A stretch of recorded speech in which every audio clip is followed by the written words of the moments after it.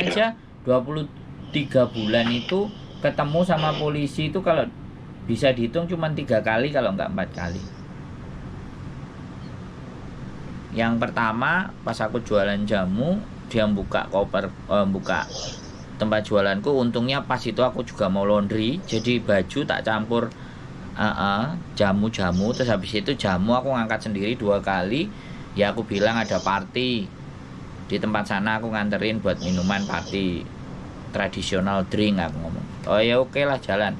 Nah karena paspor visa aku masih jalan, visa turis, dia nggak masalah. Yang berikutnya aku pas nganterin rokok, aku baliknya rokoknya dikembalikan 4 slop. Itu aku kena itu. Maksudnya sama polisi dicek tapi cuma 4 slop nggak apa-apa ya. Ini buat temen order ya nggak apa-apa. Selanjutnya nggak pernah.